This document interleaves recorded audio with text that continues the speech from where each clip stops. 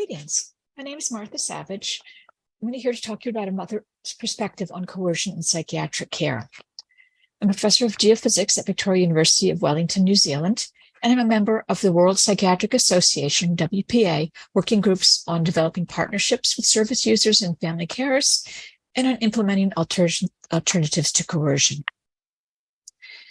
I'll talk about my personal lived experience and then why we need to seek alternatives to coercion, a little bit about what coercion alternatives are out there, and that they all boil down to respecting people as human beings. My son Kelly was born in the United States, but we moved to New Zealand when he was 5 years old. He had a very happy childhood, but he had depression leading to a psychotic episode and a hospitalization after he finished high school. Initially, it was voluntary, but he did join a locked ward once he developed some paranoia.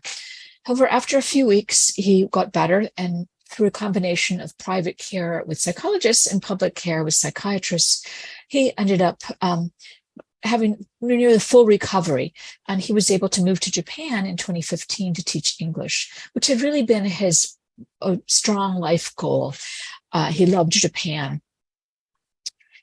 However, in 2017, he developed another psychotic episode and was forced into hospitalization, where he was immediately secluded, and he had chemical and mechanical restraints put on, which led to his death in Japan. I've been campaigning to change the system, and that has led to my World Psychiatric Association committee appointments. So how different are these two cases? One is in a low-income country, the other's in Japan. And you see that they're both really disrespecting the rights of an individual. They're tying them down. In Ghana, they're with a chain, and in Japan, it's tying them to a bed.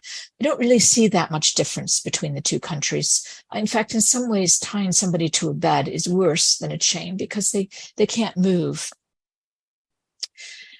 Why do we want to seek alternatives? Well, even in high-income countries such as Japan, there's an overuse of physical, mechanical, and chemical restraints and solitary confinement. And coercion can lead directly to death. Physical and mechanical restraints can cause deep vein thrombosis, choking, hearts can stop, and chemical restraints can cause overdoses and drug interactions. Coercion can also cause psychological trauma. Solitary confinement is known to cause healthy people to become psychotic. So how much worse is it for already vulnerable people? Coercion leads to distrust of medical professionals and subsequent refusal to seek help. Coercive techniques can also traumatize staff and lead to assaults on both staff and other service users. So de-escalating tension when somebody's starting to become agitated is one of the best ways to prevent coercion. It can take less time than the act of restraining them if the situation is allowed to spiral out of control.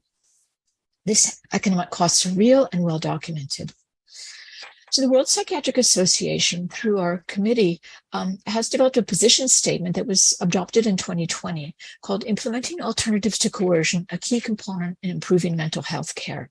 It's available freely on the website and discusses methods that are specifically designed to reduce coercion and that have worked, including 6 core strategies, the World Health Organization Quality Rights Initiative, and others. They all include these de-escalation techniques and treating everybody as a real human being. So we're concerned about how to help other people, other organizations that are part of the World Psychiatric Association to support their psychiatrists to develop alternatives to coercion, or to actually implement the ones that are there. And we're seeking feedback from people with lived experience of a mental health condition, from family members or informal carers of people with lived experience, and on behalf of organizations that represent the above. So you can learn more about this by visiting this webpage, and please fill it out. Thank you.